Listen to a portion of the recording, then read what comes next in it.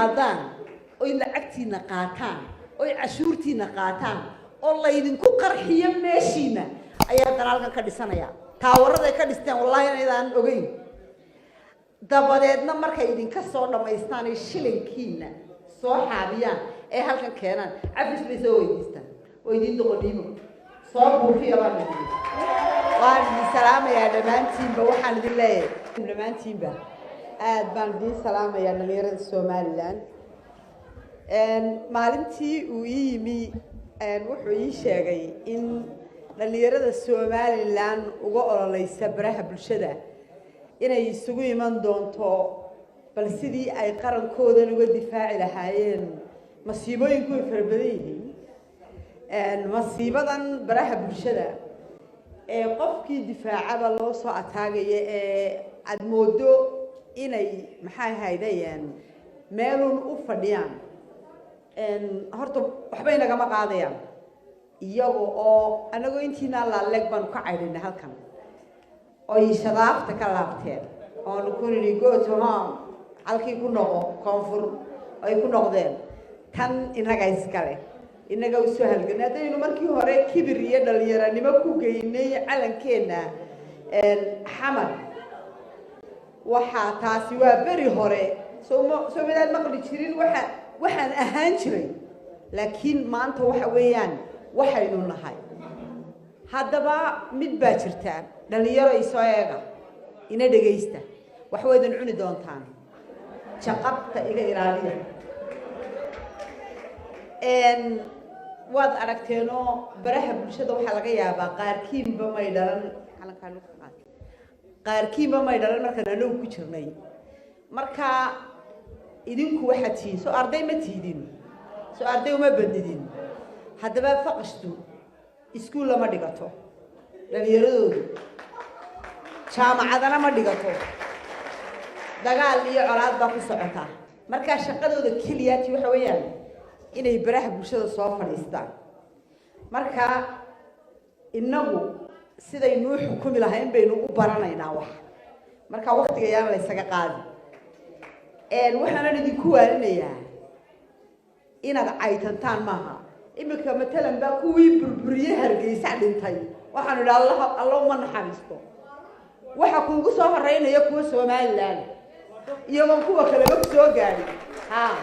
kuwa Somaliland ayaa balgaaga oo la garanaya hada oo wariyayaala oo habliyayna mabale inta ilaahay ka sakayso horta waa la buufinayaa sida kareecada loo buufiyo ayaa loo buufinayaa taynu u baahanahay waxa weeyaan inagu waxa laga yaabaa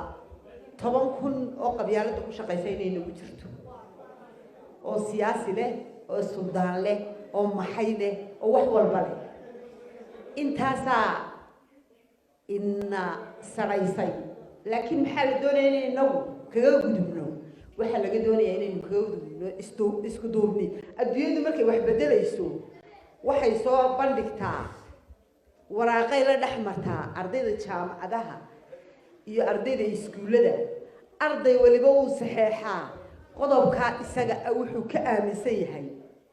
ayuu saxeexaa waxaynu u baahanahay petition baa leeyahay waxaynu u baahanahay haddaynu Somalilander nahay waayo Somaliland kuma nihin reehebel waxa ina dawqiyay waxa weeyaan reehebel bayna dawqiyay marka waxaynu u baahanahay in madaxweynaha qaranka u sheegaynaa haddaad tiin dhalinyaradii Somaliland haddaad tiin inaynu warqadda jaamacadaha la tagno isxil saarno saxeexno xisbiyadana lagu qasbo inay naga daayaan ninkaas reehebel ka sharaxan waxba kuma helayno waayo adiguna ma sharaxdid inanina ma sharaxna waxa sharaxan nin qabyaalad wax ku helaya arrintaas waxay u baahan tahay tacab badan bay u baahan tahay haddii tan lagu guuleysan waayo kuwa kale inuu ku guuleysan doonaa ee soo socda waxay inaga badbaadinaysaa in 10 sano iska fadhiyo waxay inaga badbaadinaysaa in baarlama 15 sano iska fadhiyo waxay inaga badbaadinaysaa nin inama talaya inuu faqash la soo shiro ay inaga badbaadinaysaa waxay inaga badbaadinaysaa nin intuu xamar tagay ka soo shaqaysanaya oo intuu guriga ka soo dhistay maalintu soo dhameystay wixiisina yiri cafis baan doonaya maxaynu ka yeelnaa wallaahi bilaahi anigu kaa aakhiraan u diri lahaa aakhiro waxaanu doonaynaa in qarannimadani way badbaadsan tahay hagaagto waxay ku hagaagaysaa kuwa calooshoodu shaqaystayaashee tegay koonfur inay saa inagaga maqnaadaan ma isku raacsannahay idinma maqlayo ma isku raacsannahay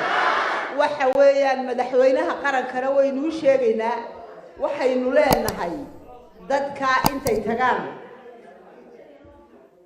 soo shaqaysta intay soo dhergaan dabeedna noola yimaada